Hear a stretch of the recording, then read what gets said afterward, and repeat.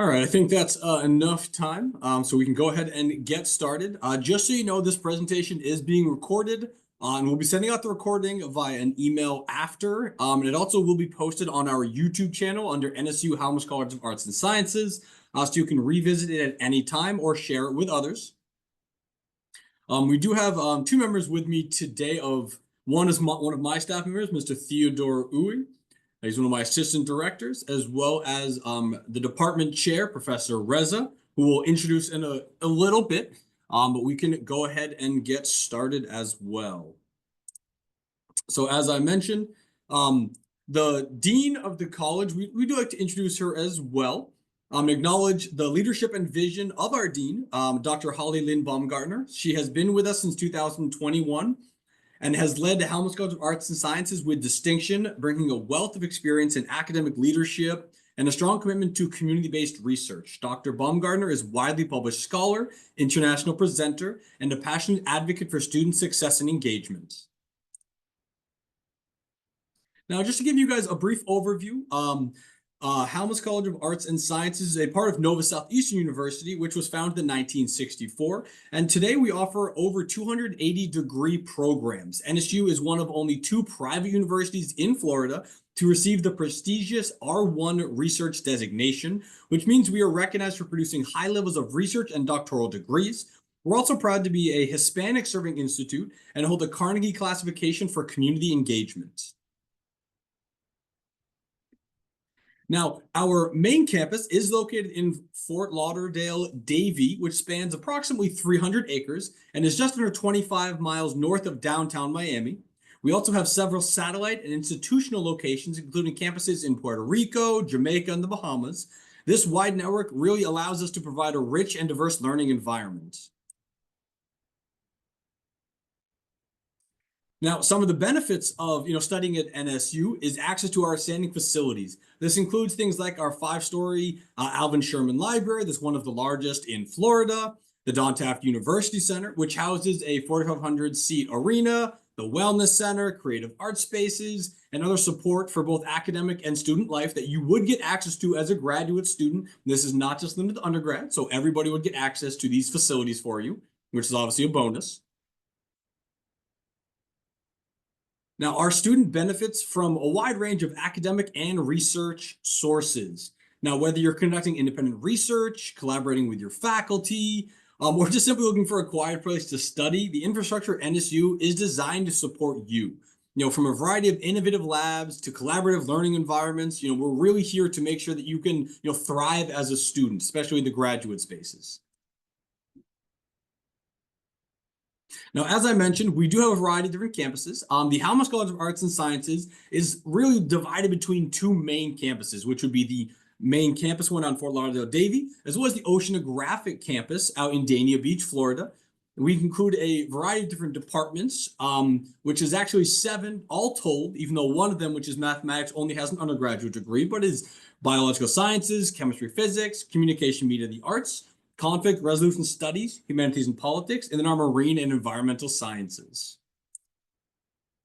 Here is the list of master's degrees in Halmos College of Arts and Sciences. Now, the main one we are obviously focusing about today is the MS in medicinal chemistry, which we are very excited to talk more about today. Now, the Department of Chemistry and Physics is on main campus. It is an in-person degree and focused mainly in the Hollywood Mailman and Parker buildings. Offers both an undergraduate degree in BS in chemistry with a minor in chemistry or a minor in physics. And now, again, mostly today, we're going to be discussing the MS in medicinal chemistry. Now, as I mentioned, we do have our department chair with us. Dr. Reza earned his PhD in chemistry from the Australian National University in 1997, completed his postdoctoral research at the University of Minnesota and UT Texas Medical Branch, served as a research fellow at the Australian National University's Research School for Biological Sciences, worked at the University of Michigan's Medical School studying the catalytic cycle of drug metabolizing of P450 enzymes. He joined NSU in the fall of 2017 and currently researches antioxidant levels as stress indicators in human blood and cancer cells. So Dr. Reza, thank you so much for being here. It's always appreciated. You can put some time aside to speak to our interested students that will be hopefully attending your classes in the fall. So with that, Dr. Reza, I will turn the floor over to you. Well, you are welcome, and thank you for this introduction. I think you really explained well what our university and department is about. I'm going to talk about a little more about the program. This program is designed to be a joint program with the culture pharmacy. Means the students who attend this program are going to gain two different experiences. One is that from our faculty who are chemists, so we teach organic chemistry, advanced instrumentation, drug design courses. And the other side of this spectrum, there will be culture pharmacy faculty who will be helping you to learn about application of medicinal chemistry, which is how would we make the drugs and what are the pharmacokinetics and pharmacy of those medications. So it means in that part of the program, you'll be also joining students in culture pharmacy in those classrooms. So it gives so much more of the engagement with those students. Now, on our side, when we teach our chemistry courses, we have a course, which is biochemistry course, and that is also shared with the Department of Biological Sciences. Means you also get to know students who are taking graduate courses in that department. So the program is designed to have 36 credits, means a 2 years long program. We're going to have two tracks. One is that you will do research in the main campus with our faculty. The faculty could be from our department, could be from our research facilities, which one of them is Collaborative Research Center, could be from the culture pharmacy. The widest spectrum of research topics available to you, that could be from designing new medications, let's suppose for treating cancer, could be to learn about autism, how autism affects children. So we have that expertise on campus. Could be about drug formulation, how do we formulate drugs, that culture pharmacy faculty can offer you. From our side, we would do analytical, we do drug designs, and we make those medications. Now, on the other track of this program, which we call a capstone, you would be able to attend to your research in a local company. So in that case, it's an internship program where you will gain some experiences there in a local company.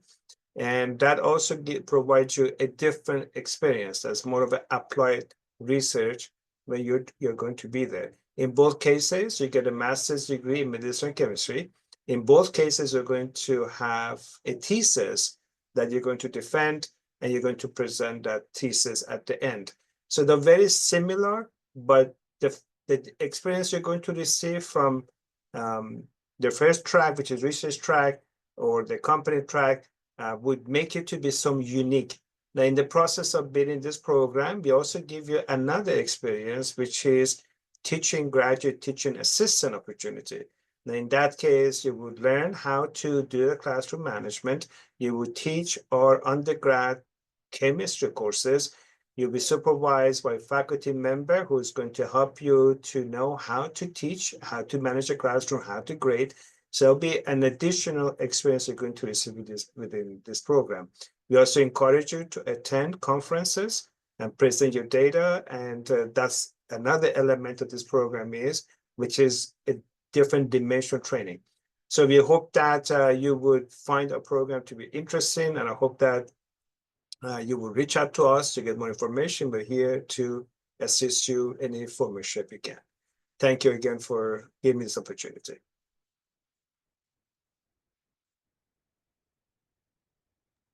So I'm just going to quickly move through a couple of these slides to show you a little bit more on the breakdown of some of the classes that you'd be able to take. As Dr. Raskafard said, we're looking at 35 credits in total. So you're typically looking around that 2-year time span. And this has a better way of breaking down what you can expect for different style of coursework coming into the program here.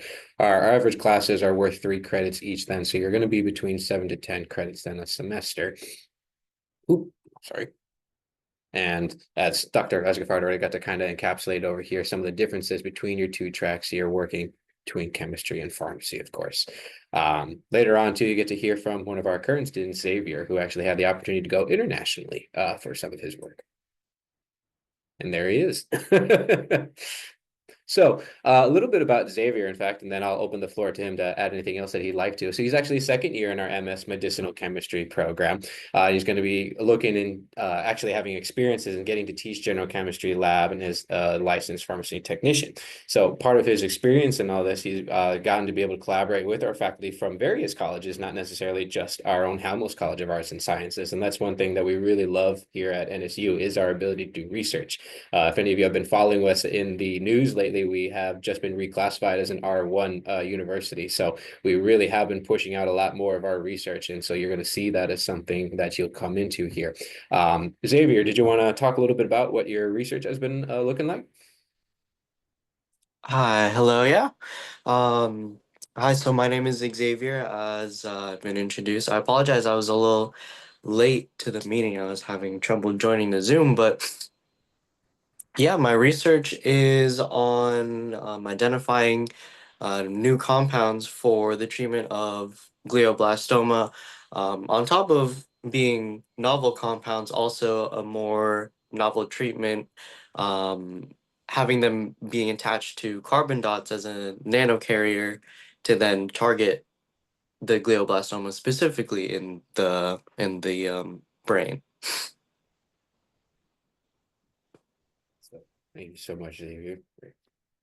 Ooh, gosh, the thing doesn't want to move forward. We So also wanted, sorry, Xavier, would you like to talk to them about your internship opportunity in Germany? Okay, yeah, I can talk about that. I thought it was just the research for now. Um, yeah, on top of this, last summer I had the very grateful opportunity to have an internship in Germany um, through this program. They matched me to a company who was looking for master's and PhD students to intern for them. I went internationally. I went abroad to Germany to Jena, and I worked for about 13 weeks. It wasn't too strenuous of an internship. It depends on which company you get matched on, but I was doing biochemistry, doing synthesis with enzymes, and then similar to what I'm actually doing in the lab, I had to then purify and then characterize all the compounds that I was making. And then that was the internship. More personally for me, I liked I learned German, I got a certification. I visited as many states as I could, as many major cities as I could. It was a really fun experience. And it didn't take too much focus off of school. I still had the research going on over the summer. And then, yeah, and it was a very great experience. And I'm glad that I was able to do that on top of my research here as well.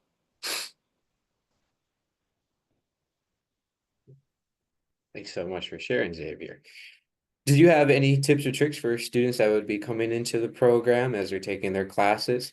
Just off the bat, just anything that you'd like to add. Okay. Yeah, it's the program is structured very well. The first year you're focusing mainly on your classes.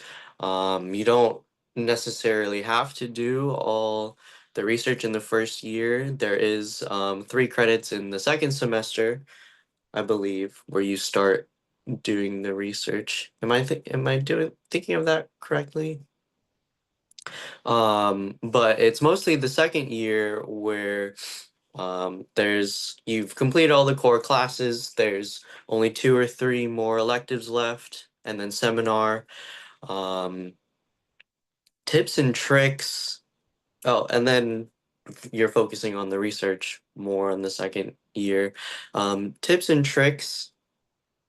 Um, It's really not too bad. There's not too many credits to take. The coursework is a little bit obviously more advanced for graduate work, but just keeping on track with everything week by week as you get it, and then um, just reviewing what the previous week was as the weeks go by helps you stay on focus and not get too lost as you near the end of the semester. Wonderful. And we do have a variety of different support offices throughout the university too.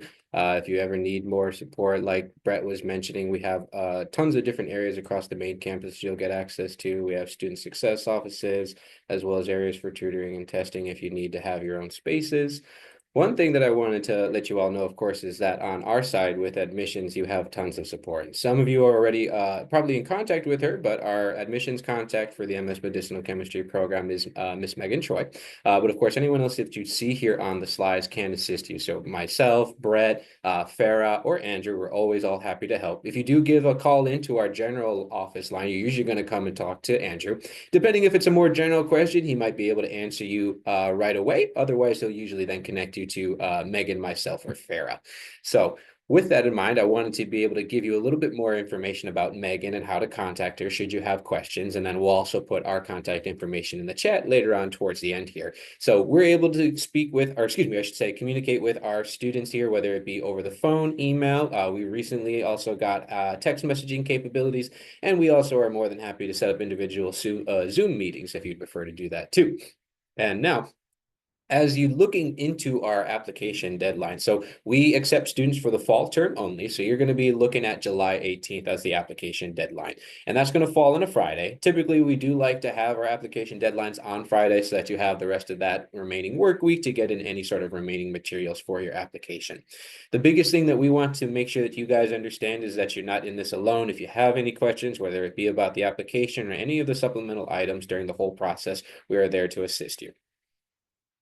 So with that, you're going to be looking to complete a general NSU application, which I'm going to be able to walk you through here in a little while, along with a $50 application fee. You'll submit official transcripts from everywhere where you've received college credit from. That's our general rule of thumb. If you've taken like one random class at a community college and maybe with something like a outlier, like a Spanish class that doesn't hold as much relevance, it may not be completely necessary for us, but on general rule of thumb, I would say submit all of your transcripts. If you've gone to any non-US institutions and received college credit, we generally need a separate piece of documentation that is called an evaluation report, and we have to have that come through specific channels. And what I mean by that is we have an entity that we use to do evaluation reports, which is called the National Association of Credential Evaluation Services.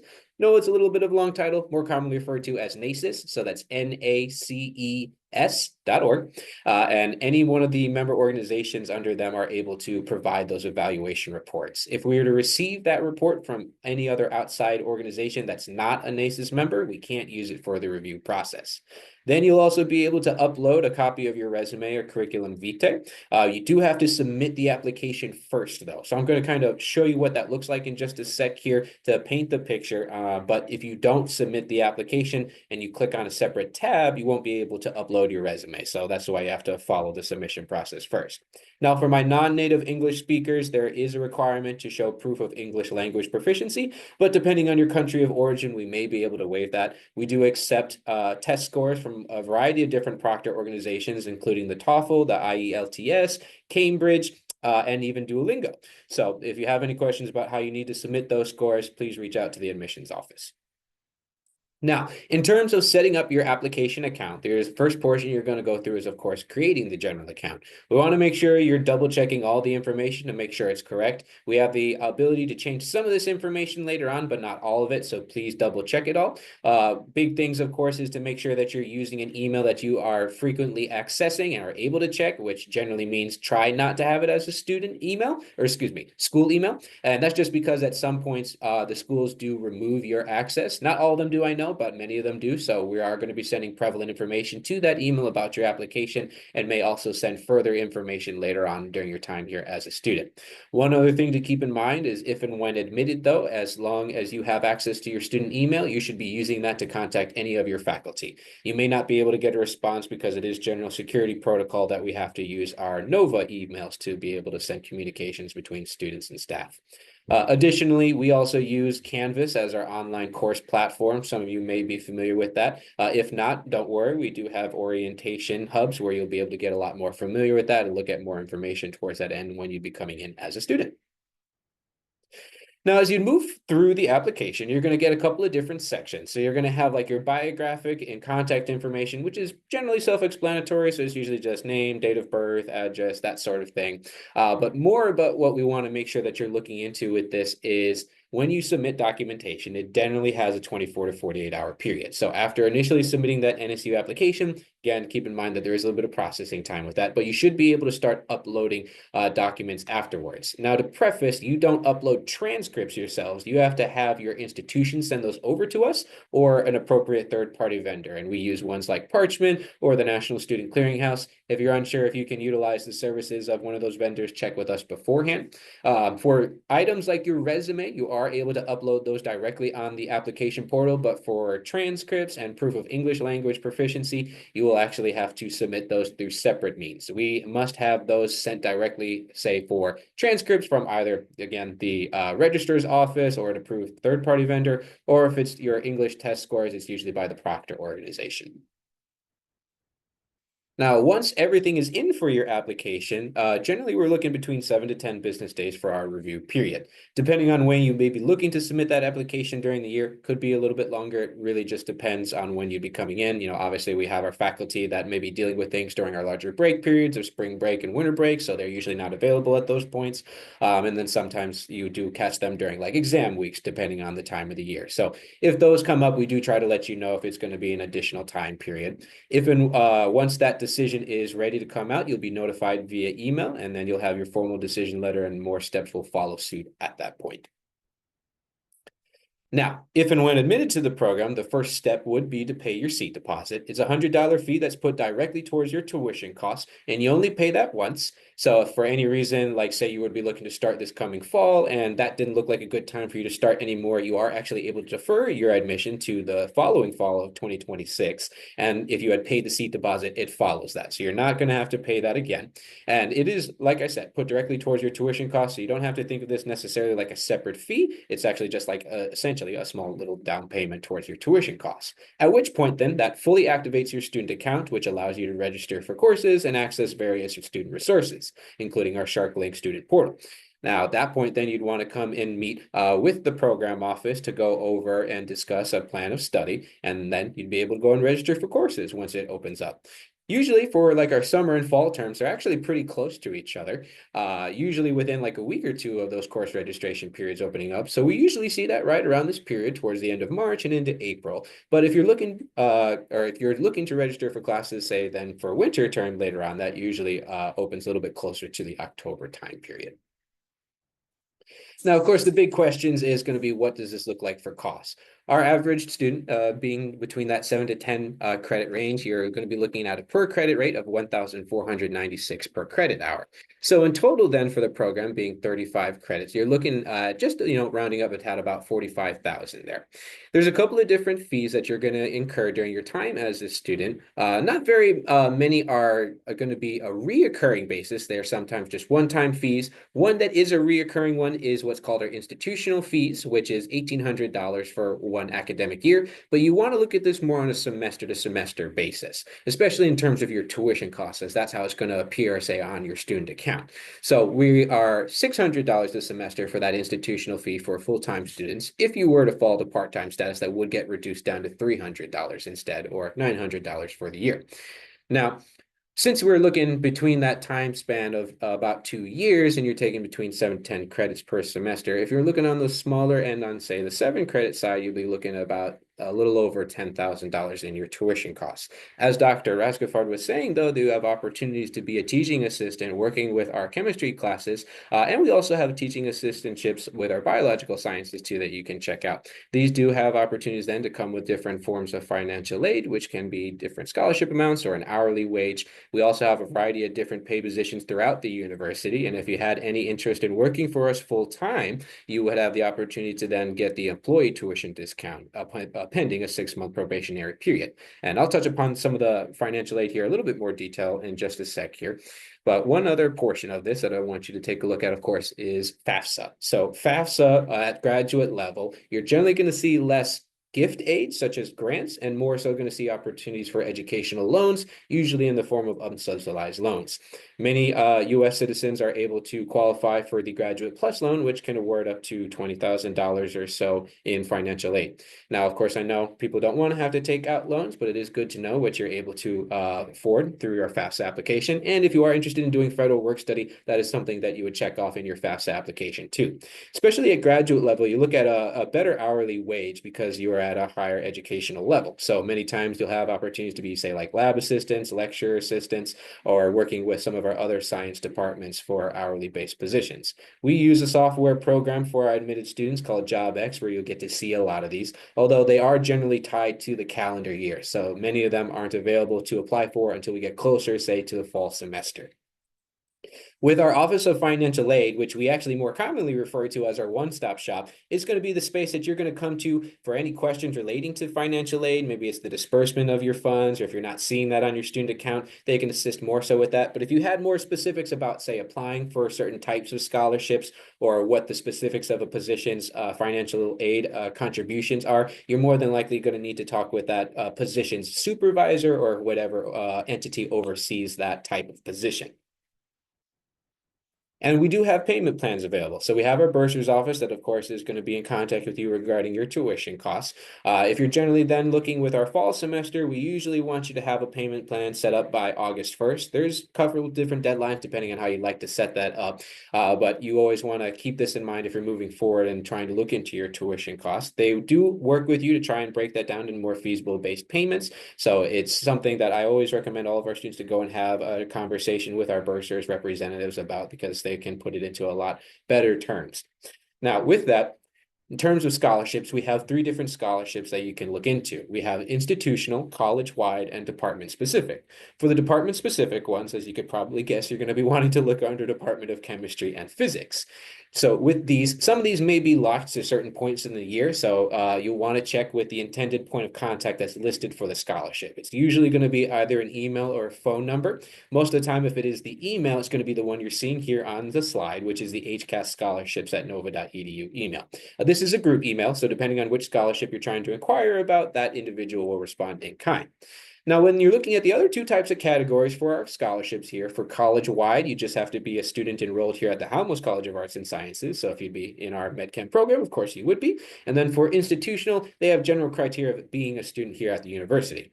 Now, with that being said, each scholarship still has its own individual criteria and listed eligibility. Have any questions, definitely reach out to them. And with that too, usually what we're looking at with our students, you need to be enrolled in the program before you'd be able to apply for these scholarships. Any questions, of course, feel free to reach out to our team over here. We're always happy to connect you with the correct individual if we cannot answer that, say, ourselves. Now, this was just one other opportunity that I was mentioning outside of what you could do, say, with the Department of Chemistry. Ideally, you'd want to be with the Department of Chemistry if you were looking to do teaching assistantship. The Department of Biological Sciences does have an opportunity for a scholarship-based position as well.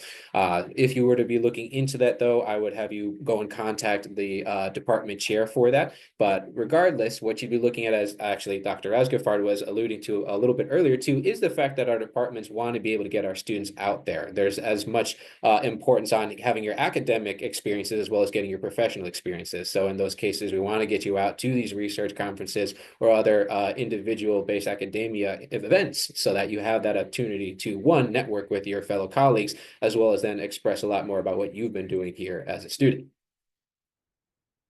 And there's a couple of other local program discounts that we offer for our students too. Now, right now, the Broward County Sheriff Office discount is wait, Brett, did we have MedChem added to this one? I think we did, right?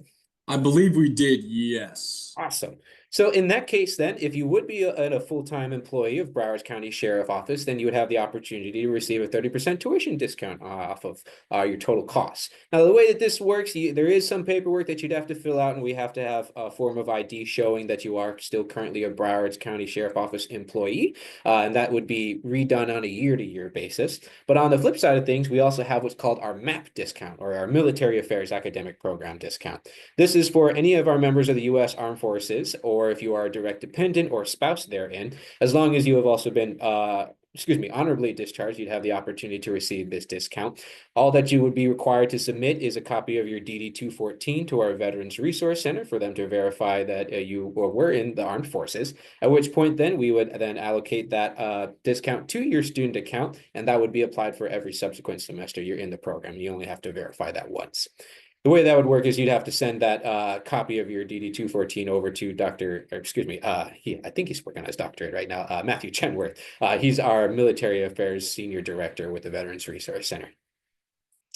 Of course, if you want to look at any of the details here that we've been discussing, we have our graduate program catalog with the Halmos College of Arts and Sciences. So this has a lot more of like the nitty-gritty details about anything regarding the program's requirements, especially for graduation requirements, anything regarding academic satisfactory, and then also having the ability to take a look into the descriptions for our courses, as well as looking at the overview of the program. So if you ever want, I recommend taking a picture of this little bit.ly link, and that can take you over to our graduate catalog page. If you have any issue accessing it again, feel free to contact us. Of course, we are all over social media. You probably got quite a variety of different communications from us just for the open house, but we put on blast anything that we're doing, whether it be online or in person, on Facebook, Instagram, Twitter, of course, LinkedIn. And as soon as this is all wrapped up and we get this edited, we'll be, of course, posting the recording to our YouTube channel as well. You can usually find us on the handle of NSU HCAS, or our longer name of the NSU Halmos College of Arts and Sciences. We get to put on quite a few interesting events outside of these open houses. We also get to put on a virtual lecture series where we bring out both our current students and our staff to talk about what they've been up to in their respective programs. In some instances, too, we also have more in-person activities, such as little lunch and learns. So definitely check out our social media if you want some more opportunities to learn about us. But with that, I would love to open up the floor to any questions that you guys have at this time. If you're a little bit more bashful and you'd like to talk on a more independent scale, you can feel free to reach out to us on our general phone numbers here that you're seeing listed on the slide. Those that are in attendance, thank you very much for being here this early afternoon. We are always available for more questions if you do have any. Feel free to contact any of my staff, as well as, of course, Megan or Teddy or anybody that we have working over here with Halmos College, and we can always connect you with Professor Reza. And if Xavier's feeling up for it, maybe you can talk to him as well on a different meeting if that'd be all right. But again, thank you very much for being here, and we look forward to seeing you all hopefully in the fall. Take care, everyone. Enjoy your weekend. Bye-bye.